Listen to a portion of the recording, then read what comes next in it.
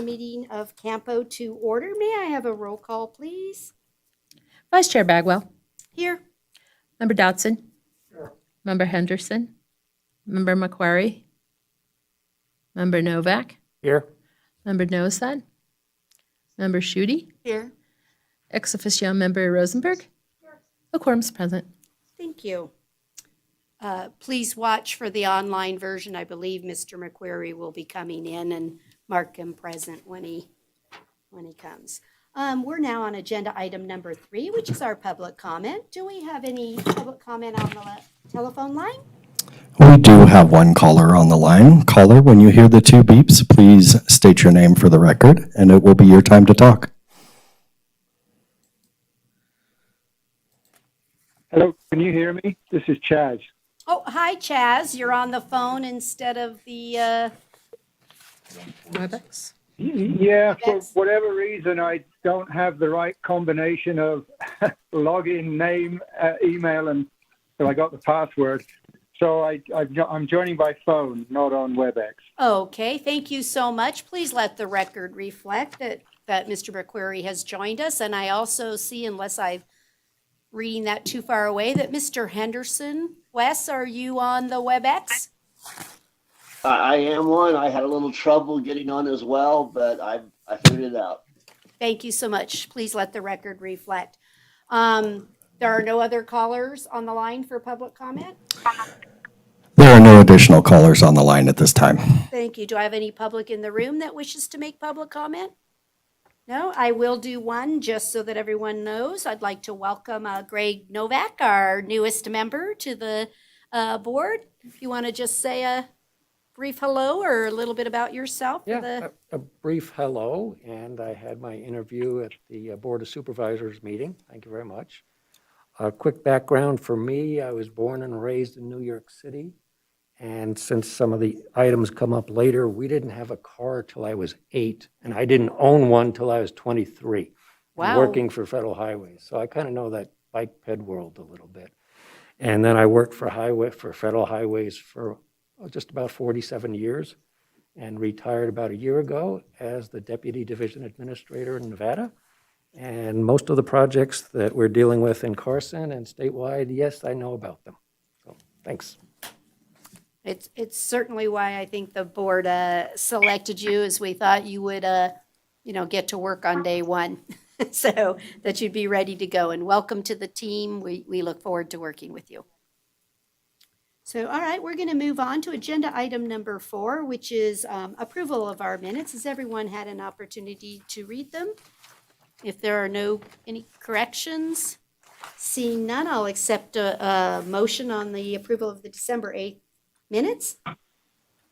I move to approve the minutes. Do I have a second? I'll second.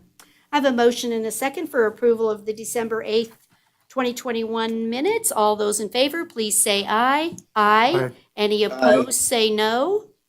Any abstentions? One abstention with the new member, Mr. Novak. Thank you so much. We're going to move on to agenda item 5A, which is our opportunity to appoint our annual work here for a chairperson and a vice chair.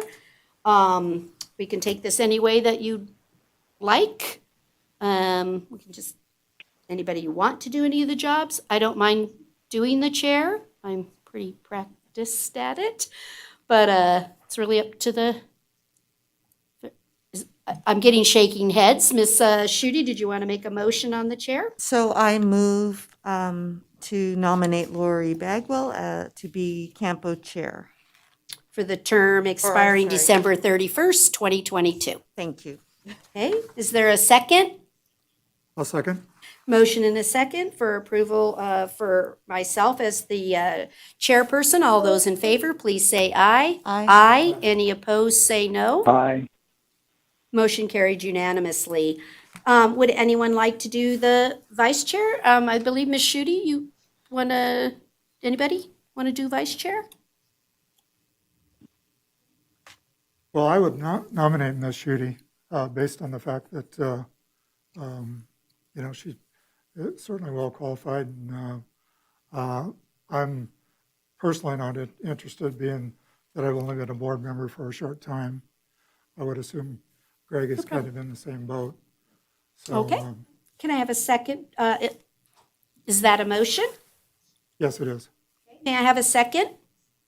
I'll second.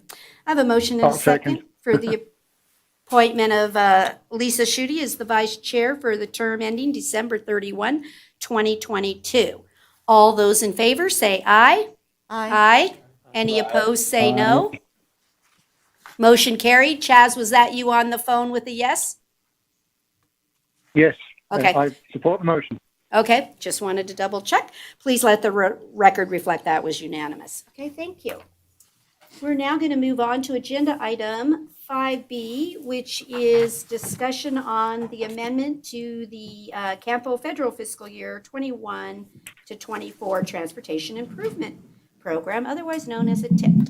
Hi, Kelly. Are you going to take us through this item? Yes, Madam Chair, thank you. Kelly Norman, Transportation Planner for the record. The Transportation Improvement Program, or TIP, is a federally required document for metropolitan planning organizations.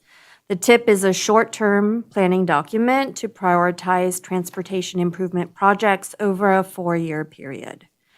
Projects that are federally funded or of regional significance are required to be included in the TIP. The TIP document shows projects which are programmed, not obligated. Once a project receives a notice to proceed, the project becomes obligated and no longer needs to be in the TIP. This is a formal amendment to CAMPO's federal fiscal year 2021 to 2024 TIP. A formal amendment is required when an MPO adds a new project or significantly changes a project by scope or cost. Staff is requesting 3 component updates regarding this formal amendment to the CAMPO's federal fiscal year 2021 to 2024 TIP. First, East William Complete Streets updates, then Jack Grant funds updates, and lastly, there are 4 projects that need closing out. So firstly, East William Complete Streets project. We have $9.3 million in rebuilding American infrastructure with sustainability and equity, otherwise known as RAISE, grant funds. These were added to the TIP for fiscal year 2023 for the construction phase of East William Complete Streets project. $8,144 and $491 in local funding was programmed for federal fiscal year 2023.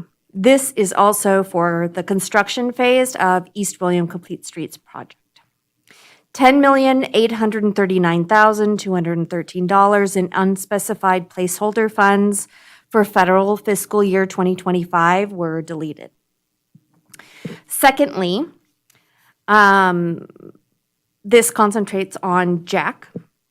Staff added $421,296 in Federal Transit Administration, or FTA, ARPA, Federal Fiscal Year 2021, Section 5307 Apportionment Grant Funds. This apportionment does not require a local match. And finally, there are 4 projects that have been completed and will be closed out, including the I-580 Carson City roadway rehabilitation, an NDOT project, Fairview Drive reconstruction, Airport Road sewer and road project, Northridge Drive reconstruction project. Formal TIP amendments require a 14-day public comment period as described in CAMPO's public participation plan. The public comment period for this action opened on December 25th, 2021, and ended on January 8th, 2022. No public comment has been received. Staff will also make an administrative modification updating contact information from Dirk Goring to Kelly Norman for all projects within the TIP. That concludes my comments, and I'd be happy to answer any questions. Does any member of the board have a question? Yes, I do. Yes, Welcome. Mr. Novak? Thank you. Good introduction. Question, I saw that Carson had already hired an engineering firm to do some design for this, and this is for the construction phase. Is this going to be construction manager at risk, or do you know what type of delivery you have in mind? It might not be a planning question, I just was asking at this point. Sure. Chris Martinovich, Transportation Manager. Appreciate the question, Member Novak. The project will be ideally, well, typically, what we're anticipating is a typical design bid build type project where we hire a designer, we put the project out for bid, and then it would be awarded to a contractor. That's what we're thinking at this time. Okay, thank you. Ms. Rosenberg? So not a question, just a comment and a compliment. I don't know of any other agency that is 2 for 2 on these major discretionary grants. Most agencies have to try a number of times before getting them. So congratulations on this additional award, in addition to the one several years ago, the Tiger Grant for Carson Street. So nice work, and we're looking forward to that project getting done. So then in general, just a brief discussion for me if you can.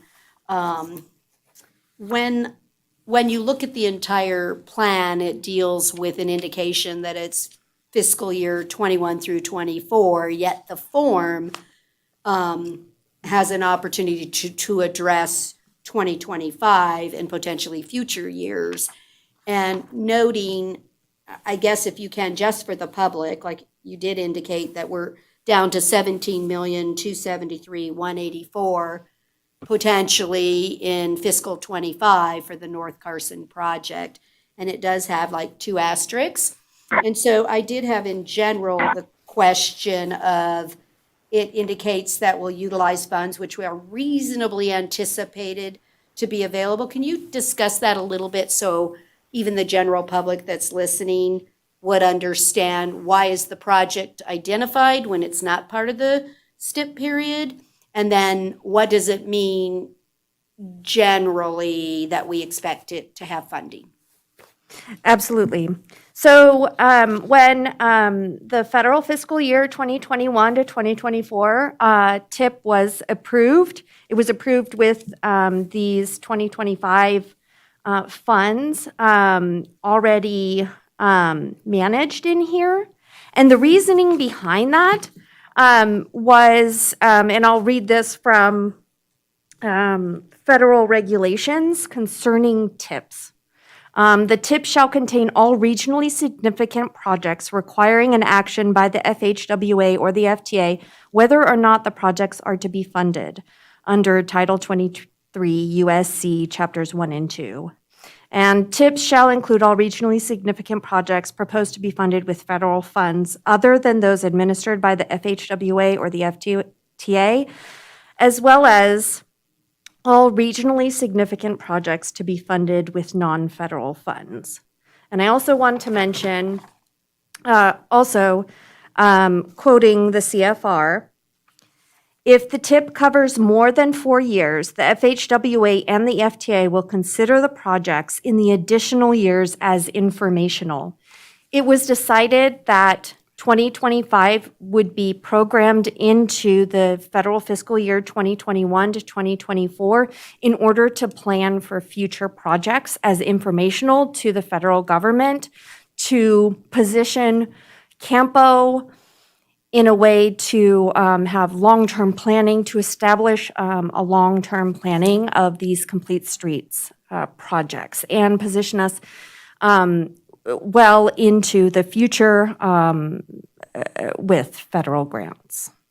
So just as a point of clarification, it does not mean that we, as either the Board of Supervisors, CAMPO, RTC, have actually slated this project with specific funding to occur in this fiscal year, which is again why I just want to bring it up that everyone is aware. It's a planning tool to indicate we are going to be starting to look for grants and to find out how much money we're going to have left over in our infrastructure account, what might we get from our utility accounts. And so I hope for everyone else that helps clarify, because I needed a little bit of clarification when I saw the price tag and it was all unspecified. I was like, well, wait a second, what are we doing? And so I think it actually goes even to Sandra's discussion earlier that who knows, we could get a third funding cycle, because I think the federal government is seeing us truly plan out complete street activities every 4 to 5 years. It's next, next, next, and that we really do have a plan for the entire corridors. So, Sandra? Yeah, and I will just add, it's actually, it's a tool that a lot of MPOs use, and it is helpful. One of our frustrations with these federal grants is they expect you to have it in your planning documents, and the STIP has to be fiscally constrained. But you're not eligible for the funds if if it's already funded. So by putting it in the 5th year with unspecified federal funding, you can show the federal government you're serious about it, you're planning for it, it's a priority, but you still need the money for it. So, and we've gone back to federal highways a number of times, like you have this conflicting guidance. It's supposed to be in your STIP, but you're not supposed to shift money around for it. So Right. It's actually really helpful in terms of showing that you've taken the steps needed to compete for those funds. Okay. So does anyone else have any questions? Certainly. Yep, I've got one other comment to make. Sandra, echoed that Carson's done a very good job competing for these grants. And it also means that Carson City is a direct recipient of the money. The other projects on the tip that you're closing out kind of went through NDOT, through their local public agency program. So there's a different relationship there that, NDOT does lots of things, Federal Highways does lots of things, and Carson City is well aware of both. Thank you. Yep, thank you. Mr. Dotson, did you have a comment? Kelly, could you tell me where the local match for the William Street project comes from? I actually asked that question earlier. Perhaps Chris can go into more detail, but I believe it comes from the combination of the infrastructure tax and utility funds. That's correct. That's correct. That's correct, yeah. It's correct. That's correct. You're learning. We're going to have you trained before you know it. Does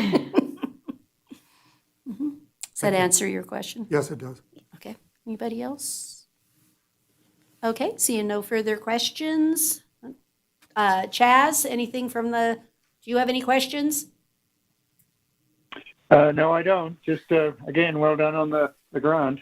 Okay. With that, I'll accept a motion. Member Schutte? I move to formally amend CAMPO's federal fiscal year 2021 to 2024 Transportation Improvement Program as presented. Do I have a second? I'll second. Member Dotson, thank you so much. All those in favor, please say aye. Aye. Any Aye. opposed, say no.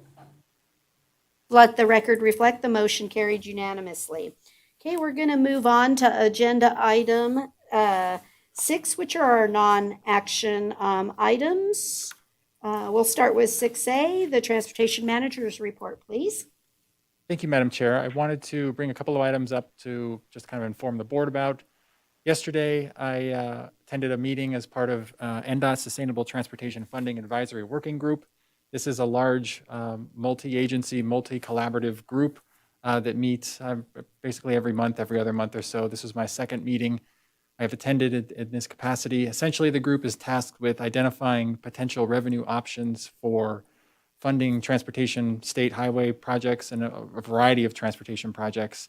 In the near term and the long term, it's a result of Assembly Bill 413, kind of created the group, and so we're tasked with developing a report with future recommendations. Next month, or perhaps in March, not sure yet, there'll be a presentation to the CAMPO board in coordination with NDOT and their consultants on the status of that group, what we've looked at, what we'll be looking at, and kind of the next steps going forward for that group. If Sandra wanted to add anything more to that, I just kind of wanted to give this board a heads up that we'll see that presentation here in the next month or so. Anything else, Sandra? I think you covered it. I think I will request that if possible, we do the update in February so that we're making sure our partner agencies are well aware of it and the public and the constituents. Prior to our March meeting, we're going to have a more detailed conversation about potential packages. So if possible, I'd like to request that we come back in February with that. Okay, thank you. We'll work together and make that presentation. So other items probably for February, a pavement management survey. I know I've mentioned this a number of times on this board. I've coordinated with our consultant who's completed their pavement survey. We're waiting for the data to be put into our paver software, which is the pavement management software, which analyzes all of our data. I anticipate that by the end of this week, and we should be able to get the report card and our summary of Carson City's pavement condition in time for our February meeting. So I'm really looking forward to getting that information through this board. Lastly, we've started work thinking about our next Unified Planning Work Program. For those of you who don't know, our Unified Planning Work Program is a 2-year document that we coordinate with NDOT through a monetary and a non-monetary agreement for actions and activities that CAMPO does over the next 2 years. Our current UPWP expires July 1st or June 30th of 2022 this year. And so we're working to execute a new 2-year agreement. So we'll start in coordination with NDOT on projects we'll put into that. So that'll be a springtime activity. There'll be a couple of board items related to that going forward. So that's what I have for the CAMPO board, and I appreciate everyone's time and happy to answer questions. Anybody have any questions of Mr. Martinovich? No? Any board member have any communication or status inquiries or anything? Yeah, I've got a couple of comments. I'm new, so probably next month, not as many. But I'd mentioned it to Sandra the other day that the census data has come out, and that's essentially what established CAMPO about 20 years ago, right? So we should be getting new census data for this and the other MPOs around the state. And I don't know if any of the boundaries will change because of that, but I don't know what your time frame looks like for something like that. If I may, what I have heard recently is that we'll get some direction from the federal government later this year or next year on, what to do. We actually anticipate a new MPO in Southern Nevada, and then beginning to look at those boundaries. But we are starting to look at the data and see what we think it might be. I've been doing a lot of research about whose responsibility it is to set those boundaries, and it turns out the state has quite a bit of authority on that. It's not just the federal government, but it all has to be based on that census data. So we just haven't had a chance to dig in, but we're anxiously looking at that, and I'd be happy to follow up with Mr. Martinovich about what it might look like for this area if there's an opportunity for changing those boundaries. Thank you. And then another question for Chris, I guess. We are getting a new RAISE grant, very good, but closing out the old build grant and the evaluation and how that turned out. And I was checking Carson now before I came, and there was another crash on South Carson Street again. So I think the whole safety data realm is something we need to take a closer look at. And it sounds like we might be behind on getting safety crash data. I think I heard everything except for the very last. We might be behind on what? Getting safety or crash data updated. Yeah, I don't know that to date we've received our 2020 crash data. I think we're still waiting for that. Last my understanding, my staff's shaking their head. Yes, we're still waiting. So I anticipate that. Regarding I think it was the Tiger grant, was he referring for South Carson Street? Yeah. I know that there's a number of reporting metrics that we're going to have to continue to report. If you have specific questions, Mr. Stuckey here, our Deputy Public Works Director, who is very intimately familiar with those requirements, can probably answer those better than I can. I do know that we have at least 2 or 3 more years of reporting to close out that grant, and we certainly plan to coordinate with the Federal Highway Administration on doing that.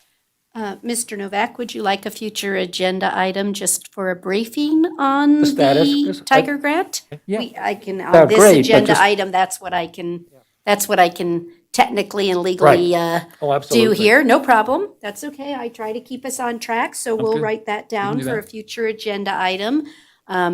That way, actually, I think probably Mr. Stuckey could talk off the top of his head because he knows that project so well, but give them an opportunity Absolutely. to line it out. So Thank you. is there any other future agenda items that anybody on the board would like? Anything for you, Chaz or Mr. Henderson? This is Thank you. Chaz. I'd just like to say welcome to Greg to the RTC and the CAMPO boards, but I don't have any other comments. Okay. Mr. Henderson, is there anything we can put on or add on for a future agenda item for you? Not at this point, Madam Chair. Thank you. Okay, then if we don't have anything else on this, we're going to move to our final public comment. Is there any final public comment on the phone? There are no callers on the line at this time. Thank you. Is there any public comment here? Seeing none, if there's no objection, we're adjourned, and we'll come back at 5 o'clock to meet as the RTC. Thank you.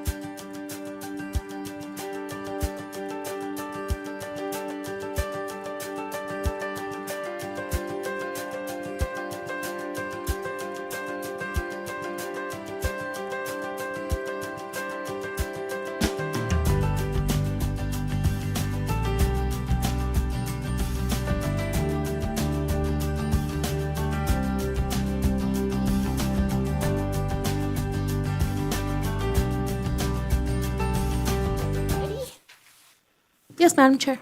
Thank you.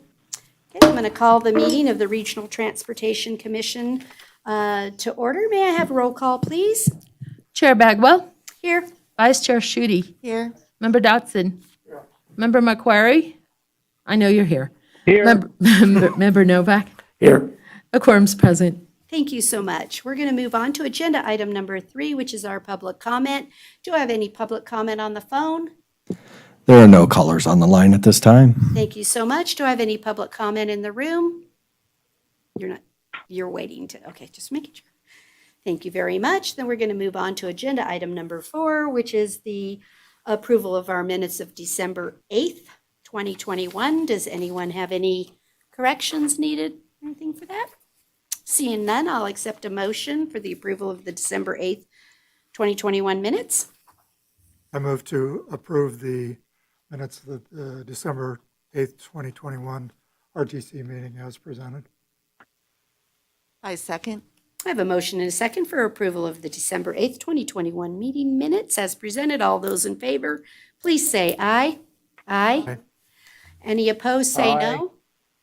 Any abstentions? Abstain. With one abstention. Please let the record reflect that was 4 yeses, 1 abstention. Okay, we're going to move on to agenda item number 5A, which is discussion and possible action for the Carson City Complete Streets policy. Let's see, Ms. Schutte, do you have a abstention, please? I mean, a disclosure, please? Yes, thank you. NRS 281A.420 requires me to disclose conflicts of interest and abstain from voting when I have a disqualifying conflict. My nephew is Chris Martinovich, who is employed by Carson City and will be presenting this item. Chris and I are not receiving compensation of any kind directly to this item or project and are not affected by this item differently from any other resident in Carson City. NRS 281A.420 only requires abstention in clear cases, and I do not believe that the independence of my judgment is materially affected by my familial relationship. Therefore, I do not have a disqualifying conflict, and I will be voting on this matter. Thank you so much. Okay, did you want to take us, you're going to take us through? Or I'll are you start, gonna I'll start Chris? kind of provide a little introduction. Thank you, Madam Chair. Chris Martinovich. This item is to discuss a possible update to the Carson City Complete Streets policy. There's really 2 components with this item. The first component, which I'll give to Marquise here in just a moment, is to update the policy itself in regards to Senate Bill 285, which was passed by the Nevada legislature in the most recent Nevada legislative session, 2021. The second component of this presentation is really kind of focusing on getting your input as the RTC board in terms of direction related to complete streets. Where should we go next? Should we do anything? And so wanted to have a little bit more broader discussion on complete streets as it relates to the policy and process going forward. So when we get to that part, Marquise will hand back to me, but at this moment, I'm going to hand it over to Marquise to talk about the policy itself. Marquise? Thank you. Okay. Thanks, Chris. Marquise Williams, Transportation Planner for the record. So the first part of this presentation, as Chris mentioned, focuses on our existing policy and the changes that we've made for consistency with the new legislation. So the policy was adopted in May of 2014 by the RTC with the intent of creating a safe space, or excuse me, a safe and effective transportation network where all users can comfortably travel within the transportation modes of their choice. It requires that staff consider the inclusion of multimodal design elements on all roadway projects. Some examples are like wide sidewalks, bike lanes, crosswalks, multimodal paths. And finally, and relevant to the discussion today, this policy lays the groundwork for implementation of a complete streets program, which would identify the practicality of design elements on different streets. So maybe a sidewalk works on one street and a bike lane works better on another street. And from there, it would determine the available funding opportunities and prioritize which corridors get upgraded when. So a reminder that this policy applies to all roadway projects within RTC's jurisdiction, so that's all of Carson City. And just a note that we collect an optional $2 annual fee through the DMV to support our Complete Streets efforts. So the reason we're here today is to revise for consistency with Senate Bill SB 285. SB 285 focuses on complete streets from a variety of angles. Section 5 is what relates specifically to jurisdictions, and it requires the consideration of all users of all ages and abilities, including without limitation, pedestrians, bicycle riders, movers of commercial goods, persons with disabilities, vehicles for public transportation and their passengers, older adults, children, and motorists. It also reads that to the extent practicable, any projects of a complete streets program must integrate bicycle lanes and bicycle routes, facilities, and signs into all plans, designs, construction, and maintenance of roads. It's worth pointing out here that bicycle amenities get special treatment in the legislation, and they're the only complete streets element required in a maintenance project. So with that in mind, the majority of the comments or the updates in front of you today were focused mainly on revising language for consistency with the legislation. That triggered the need to update our implementation methods and exceptions. We also added a few new design references and resources and made edits for clarity and based on some of the comments we received from this board. So I invite you to review the redline version of the draft updated policy, which was provided as late material. So that's a summary of the policy that we have today and the updates we've made for consistency with legislation. So from there, I'll hand it back to Chris for the future of complete streets. Thank you, Marquise. Chris Martinovich, Transportation Manager. I wanted to go into the next slide, Marquise, if you don't mind. Thank you. Just touch about kind of what this means from an implementation standpoint. How does this change to the policy affect Carson City going forward and our complete streets projects and other projects in the area? So specifically, question one, does it change what we are doing? Generally, it does not. We are continuing and always consider complete streets on all of our roadway projects, on our regional roads, whether they're collectors, arterials, or local neighborhood streets. We always consider complete streets elements. Does it apply to slurry projects? Well, partially. The policy itself, in regards to the legislation of Senate Bill 285, since it uses the term maintenance, we're generally considering that slurry projects are now require the bicycle portion of complete streets elements. Now, typically our slurry projects are oftentimes on our regional roadways, which include existing bicycle facilities. So from that perspective, we're not overly affected in the sense that our projects already have bicycle facilities, so we can continue to do those maintenance type projects like our slurry seals.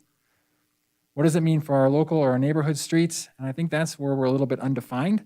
And so I think in a lot of cases, our typical design section that we use for the construction of our local streets does accommodate bike lanes in many instances. And so from a width perspective, from an actual footprint of the roadway perspective, we're probably in pretty good shape with accommodating the requirements of this legislation. There are some challenges that we'll still need to work through, and I'm hoping that through this discussion at this board, we can get some ideas on how to implement some of these changes going forward to some of our existing streets that may need upgrades or just changes in the future. And that's kind of where that extent practicable comes in.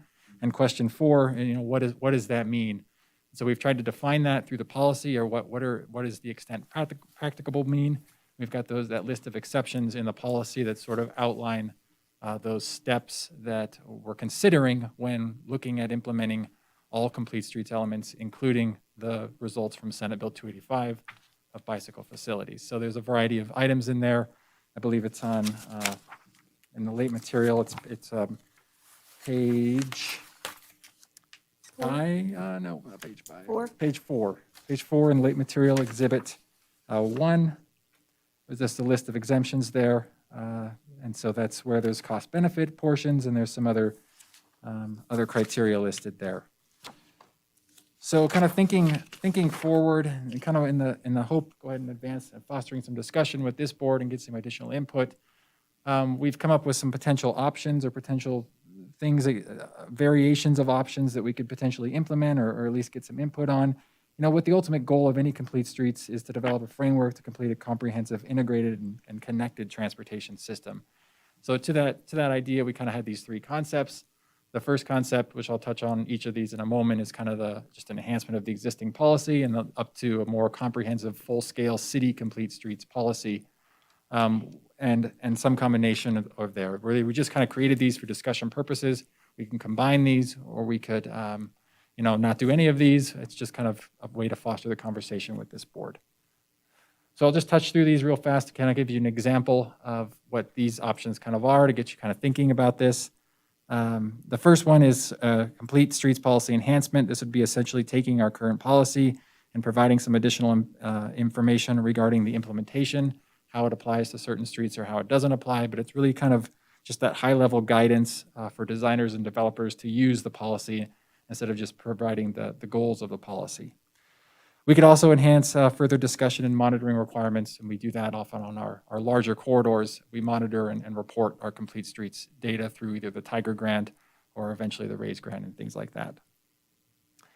The next version, Marquise, the Complete Streets Design Manual. This is more of a kind of a design guide, which would provide like some technical information based on information found in the policy. We could provide different examples of different types of implementation strategies. A good example to refer to, and I don't have it in front of me, would be the kind of the last part of the Western Nevada Safe Routes to School Master Plan, where it's got a section for toolbox of, a toolbox of options, design options. So this would be sort of a toolbox of complete street options. So that's something we can consider providing. Again, we could include transit enhancements as part of the complete streets. We could also include additional discussion about monitoring and how we monitor complete streets and report that information.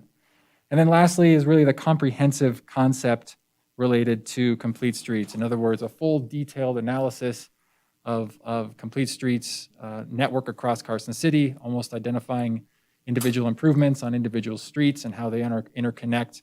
We would potentially incorporate elements from the RTP, elements from the Western Nevada Safe Routes to School Master Plan, elements from our ADA Transition Plan or the Unified Pathways Master Plan.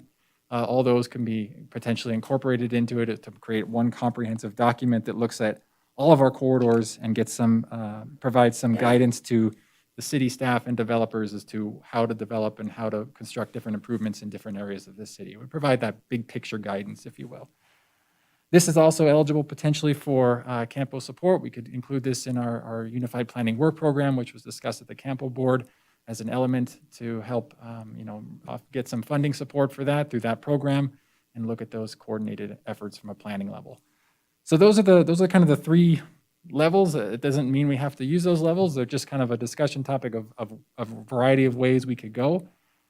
We took this opportunity as updating the Complete Streets policy to solicit input on the policy from this RTC board, since it had been a while since the policy had come in front of the RTC.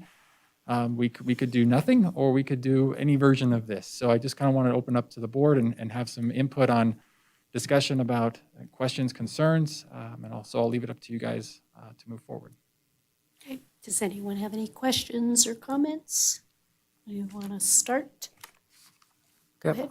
Chris, I was reading through all this stuff and it's comprehensive. I wasn't sure what you have today for complete streets in bits and pieces and how it compares to your other design standards for roadways. So I didn't want to have a separate complete streets and, so it works with everything else Carson City Public Works does.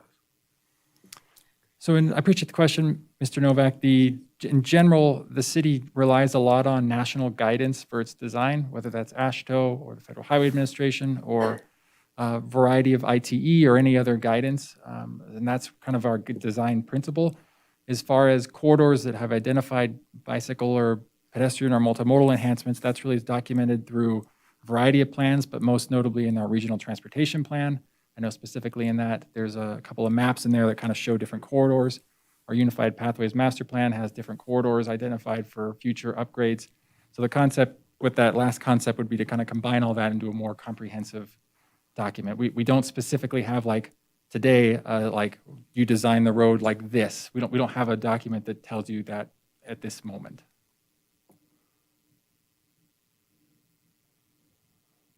Did that answer your question? Okay. It's intended to make your life easier and everybody else that's building a road in Carson City.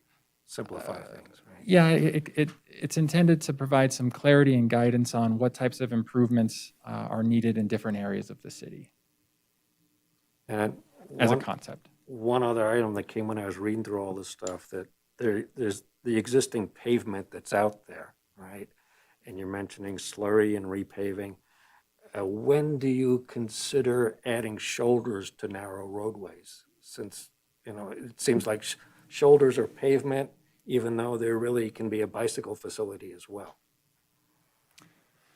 It generally tends to vary on the project. When the city comes in, and typically when the city comes in and does a project that's full reconstruction, we're tearing up all the pavement, we're putting new pavement, we're always looking to upgrade our facilities to be in compliance with our modal plans. Whether that's a widening of a shoulder for a bike lane or the construction of curb gutter and sidewalk, we're always looking for those opportunities through all of our projects where we can implement those. We also ask that where we can of certain developments when they come in and they're developing a large parcel along an extensive area of frontage and it needs curb and gutter, for instance, or a sidewalk connection, we're oftentimes asking to those development projects to design and construct those facilities as part of their project. Good, thank you. Does anybody else have Mr. Dodson? Chris, I wondered about the design manual that's referenced, I think, in your second suggestion there. And kind of goes to Greg's question about, do you have that for any other design work that you do?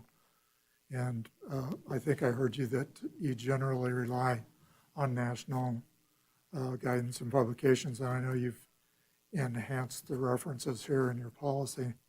I would think that that would be adequate for the design portion of a project.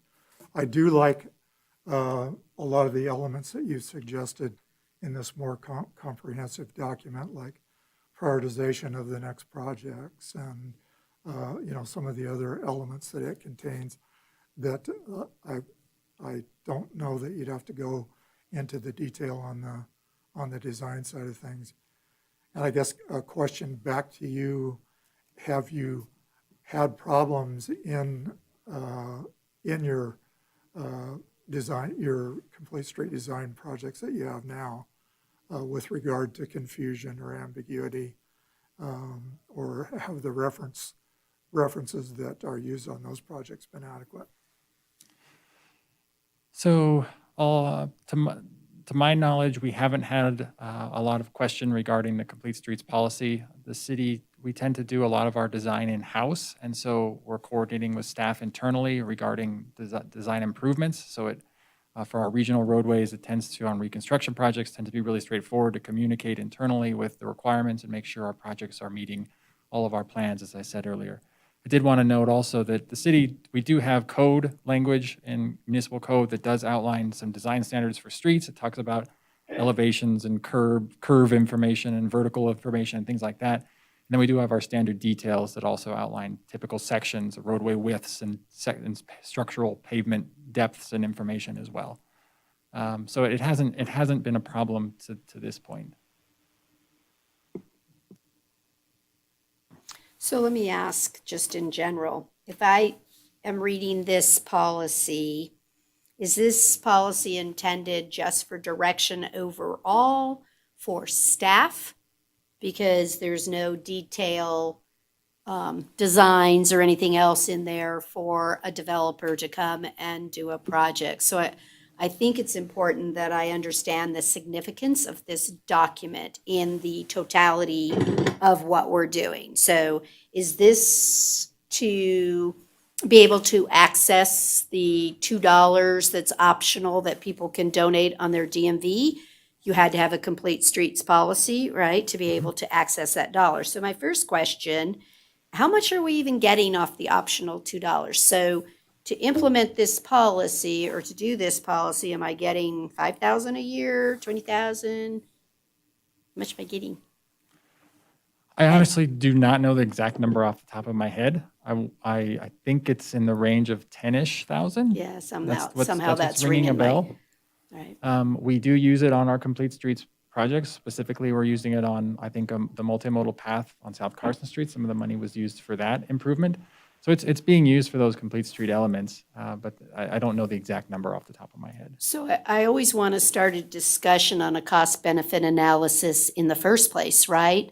So is it right that we want to do a policy that constrains activity for $10,000? Or, or yes, it's a policy we want anyway, and it's a great opportunity to gain $10,000. I guess I want to make sure, and really where my question's going to come in, because this is what I'm remembering of time, living here a very long time. I can remember when one of the first major bike lane activities that occurred was on Fifth Street.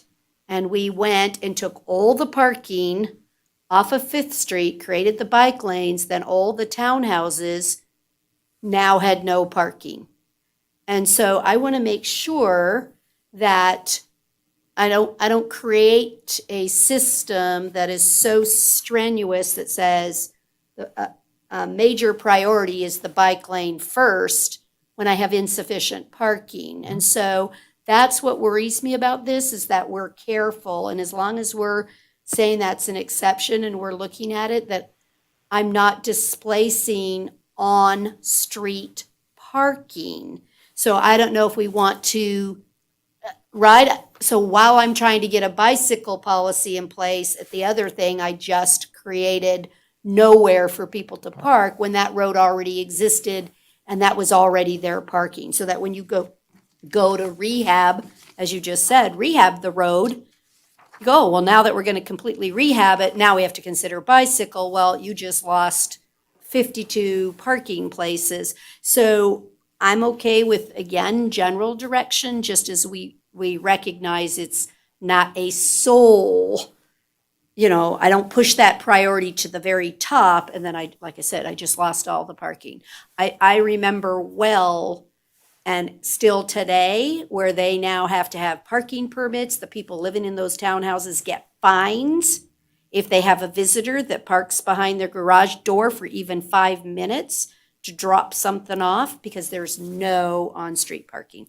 So I just want to bring up that in the exception area that we're, especially on existing roads, that, right, when you're designing new, I'm not as concerned, but when you're doing existing roads, any way that we can write it in here that it's.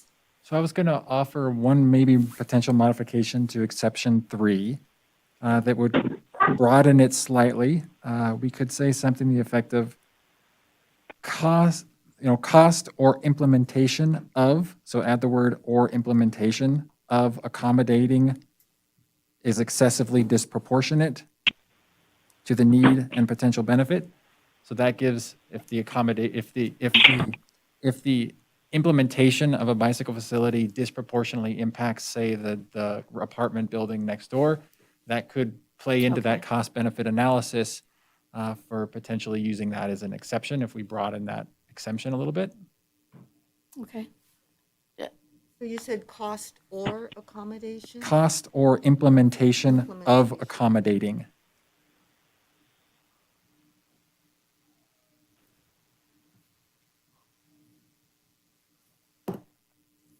And then we can do the analysis if everybody, like, for instance, lost their parking. What is that? Does that mean they have to go buy a parking permit? Is that, and I'm factoring that in if that were.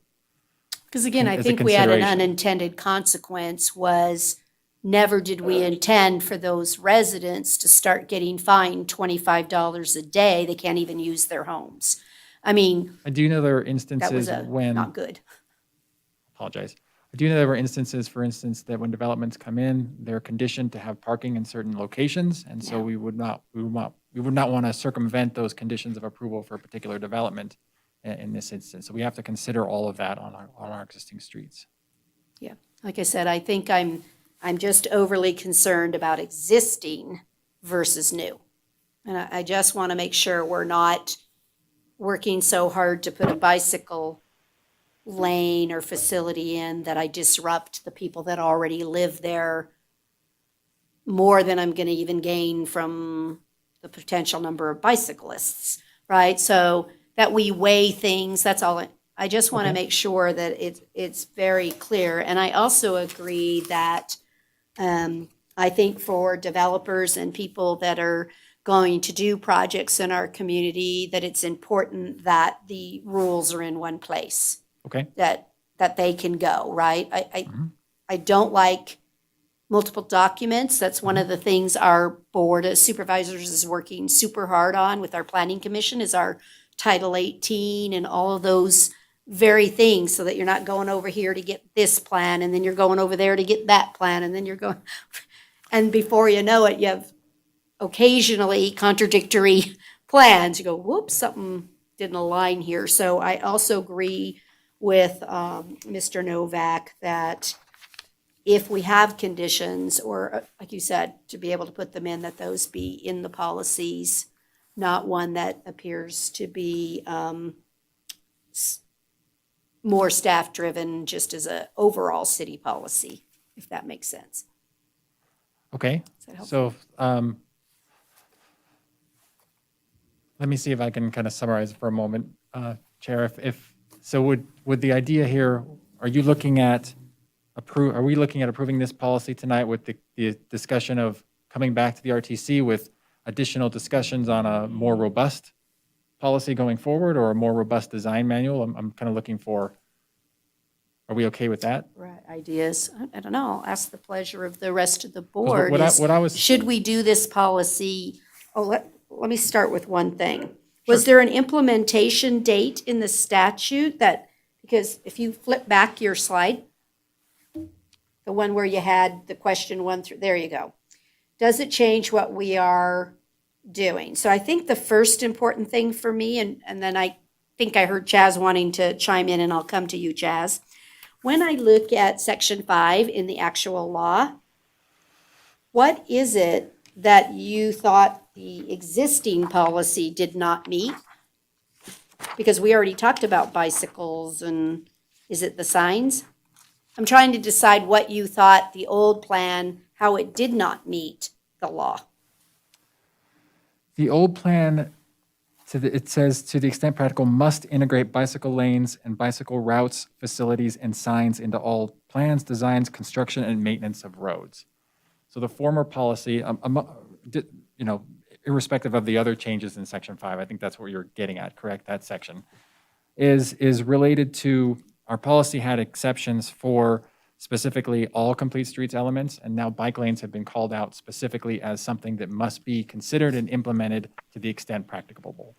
Whereas previously it was just very general terms. It just said, period, that section on packet page 28 where it says Section 5 under NRS 277A.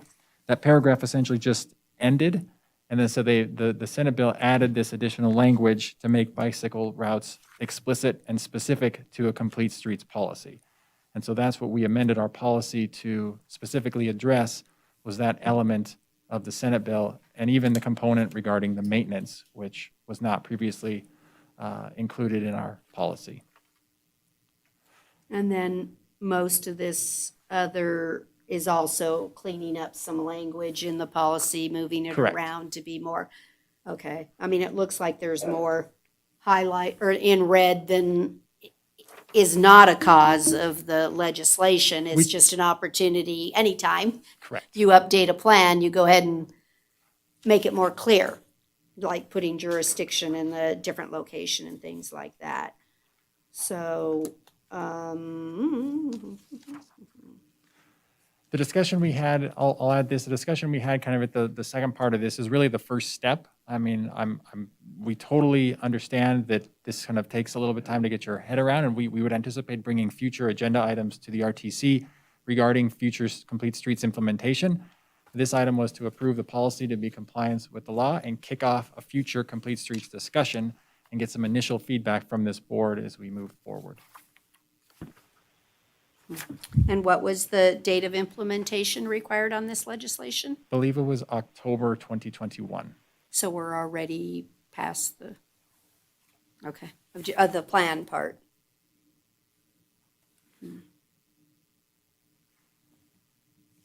Okay.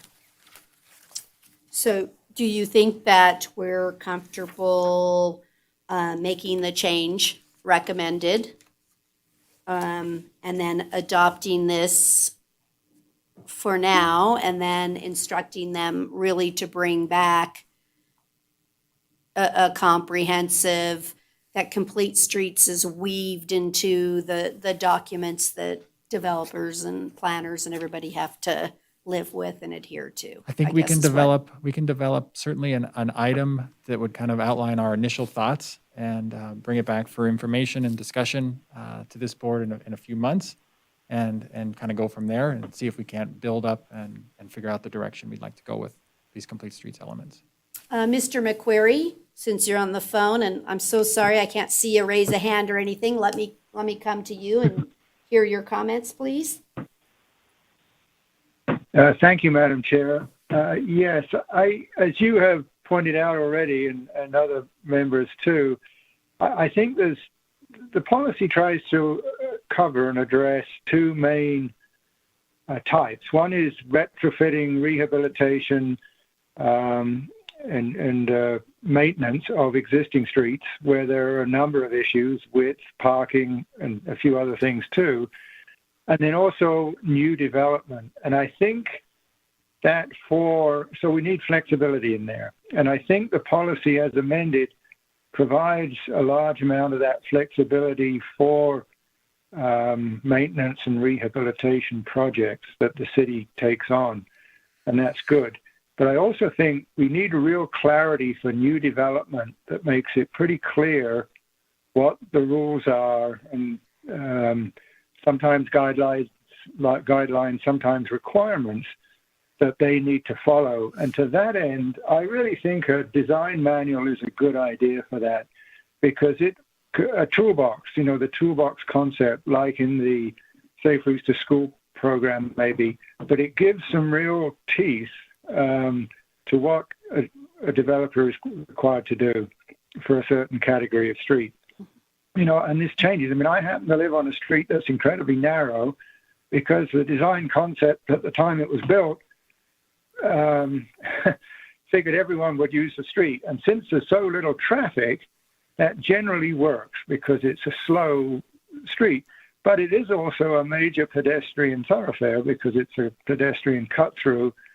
So even though I live on a cul-de-sac, there's a ton of pedestrians use this street to access other streets. And so the problem might arise where you have, in this example, a lot of pedestrian traffic, but there's no sidewalk, so everyone walks in the street.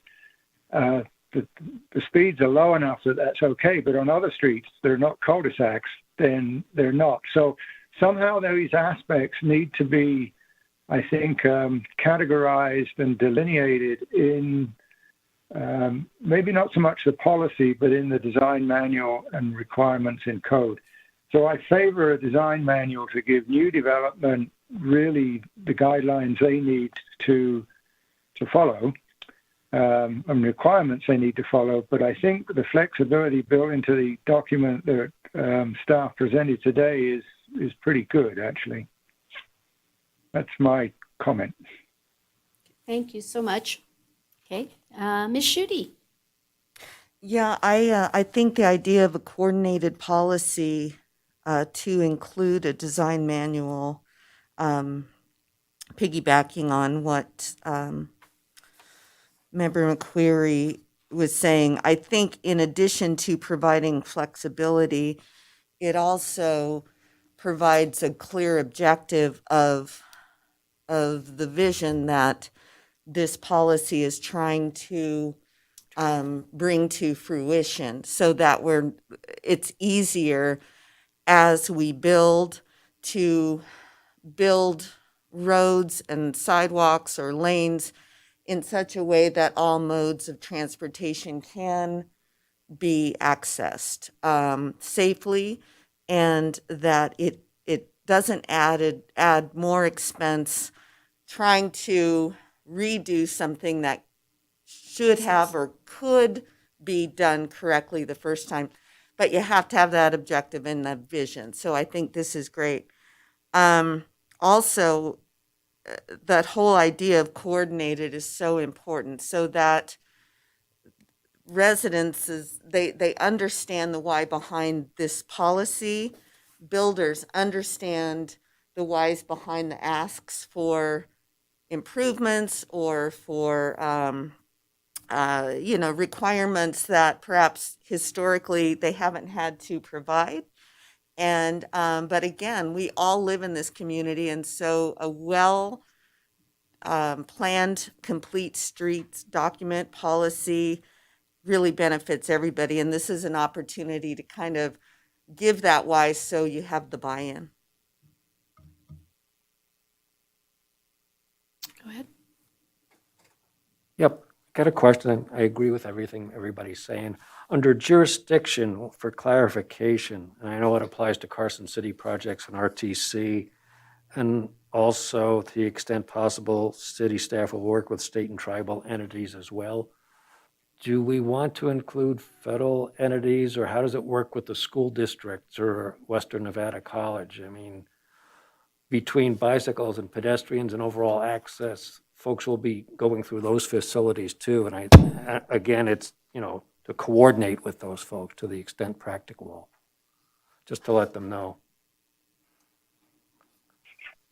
Should it say city staff will work with all other governmental and tribal entities? If that'll cover. That way would you that cover help? everybody. Would that help you? I mean, you don't have control over the school district, right? Right, you just say all State governmental. Public Works, you don't, so. Right. Right. And that way, it's just all governmental and tribal entities. Thank you. We got it. Thank you. Good catch. So let me ask you just in general then, do you believe that adopting this policy is going to cost more money for people to develop in Carson City? In general, I think our typical design standards that we already have implemented and they're following generally accommodate bicycle facilities already. So I at this time, I don't see this being a significant cost increase to development in Carson City. Okay. Again, as long as and the other fix that you're having for the existing developments, then I can support where we're going. I just want to make sure like I said, I don't ever want to see us inadvertently cause people not to be able to live in their homes anymore because they're getting a $25 ticket every single day for parking. But I think the idea about complete streets, Yes. while, historically, we've looked at streets made for cars.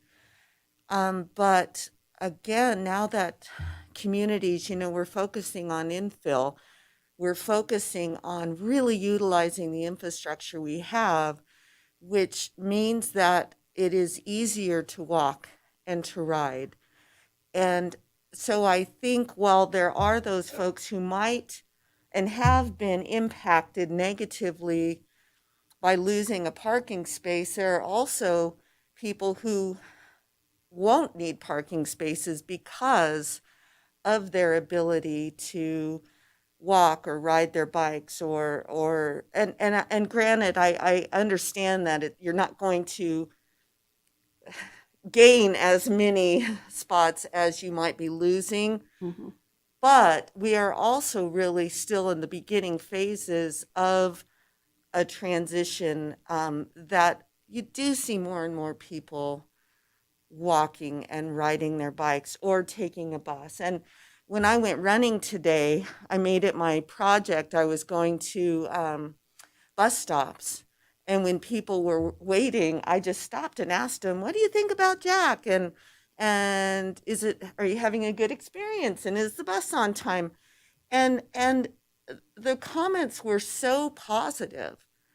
And, you know, all of that is complete streets as well, at least my understanding of it. So, yes, we have to be super mindful of, we want it to be easy to park at your home, and that needs to be a priority.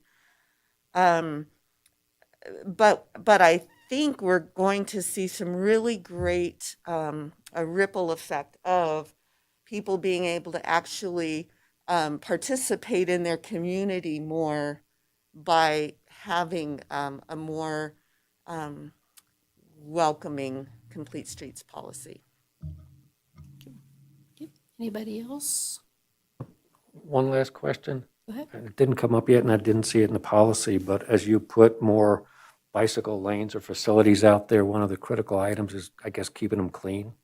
So is the city going to have to do more sweeping, do you think, as part of this? Or I don't know, has that been discussed yet or not?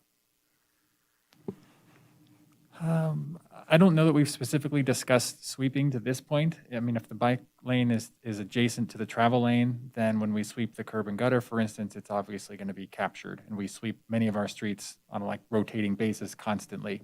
But if the facility is separated, that's a little bit of a different challenge that I don't know that we fully have an answer to those types of facilities. It usually helps to keep them clean, but I wasn't sure if it was going to add a burden to anybody in the city. Right. Okay, thank you. So if there isn't any further comment on this, are we comfortable with adopting this with the recommended changes? I just haven't, I need to add a comma. Oh, another change? He's got it all on his, so we'll put as discussed on the record. Yeah, I know, we're trying to read the later version, sorry.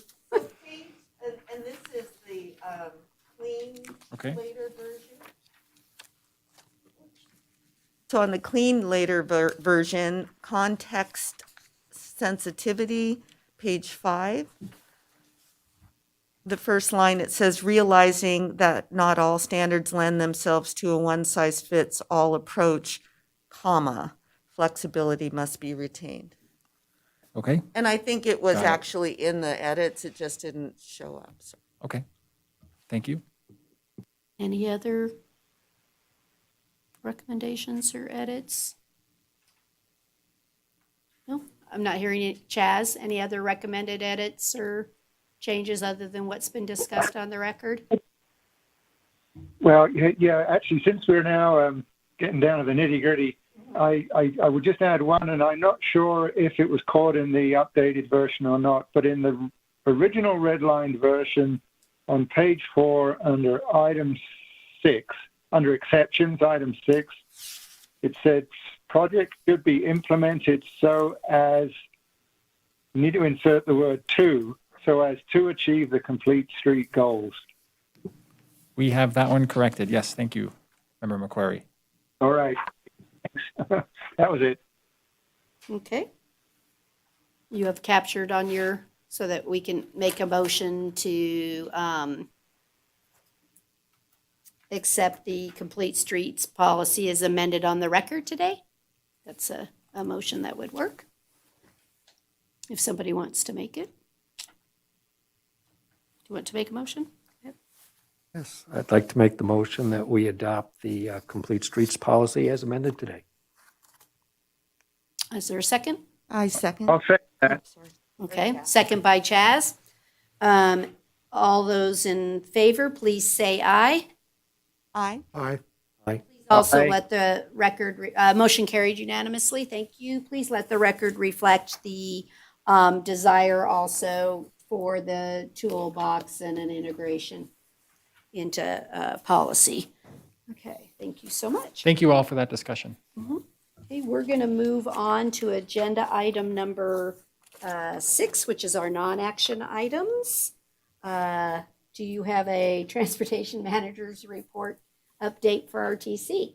I do. Thank you, Madam Chair. A few items here real quick. I just wanted to do a shout out to our street maintenance crews for all the snow removal they've done over the last several weeks and the tree removal more lately following our windstorm. So I want to thank them and appreciate their efforts across the city. So I appreciate Rick Cooley and his team for doing that work. I also wanted to announce that we've done some public outreach, started public outreach for our East William Street corridor study, corridor project. There is some information available online through Carson Proud that you can find a survey link as well as a map, or you can drop some recommendations.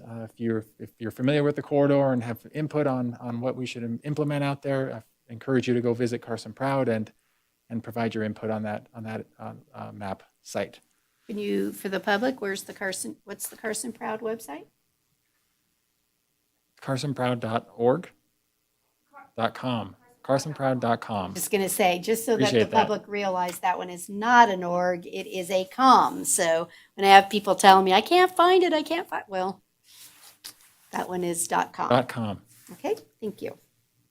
Also on carsonproud.com, we are providing kind of an update to our Colorado Street project. That project is near our 100% design. And so we'll be posting that as soon as we get those plans back from our review. That project is still on schedule to be advertised this spring and under construction this summer. So that's our exciting project for the Colorado Street corridor. Lastly, I want to quick update on Kings Canyon, our flat project. There's been a lot of weather up there. There's been a lot of snow up there. So things have been put on pause until things dry out and the snow melts and things dry out. The road is paved. There are still some drainage items that they need to address. There's still striping and signing that needs to occur, as well as some erosion mitigation that just we didn't quite get to before it started snowing. So that's still on the list. And as soon as things kind of dry out and they can get back out there, the plan is to have the contractor hopefully get back out there probably later this month. But if additional snow falls, then we could be delayed a little bit longer. So just wanted to provide an update on that for this board. That's what I have. I also wanted to welcome Mr. Novak to the RTC. But with that, I'm happy to answer any questions. Anybody have any questions for? Okay, does anybody have any questions on the street operation report? It's just a non-action item that gives, I can't wait to see, like you said, the next one with, I don't know, where, actually, we might have a question is, where do we put the snow? That's right? What do you do with it all? We still have a spot at City Hall as you go into the parking garage that still hasn't melted. It's like, wow, stays around for a long time. Okay, does anybody have any future agenda item requests or anything they'd like? Or we're already doing good from our prior? No correspondence, status reports, no comments? This is way too easy. Okay. With that, then I'll go to final public comment for agenda item 7. Is there anyone on the line? There are no callers on the line at this time. Thank you so much. I see that we have some public that has come to visit us. Do you have any public comment you want to share? Just came to, or come on up, Dee Dee.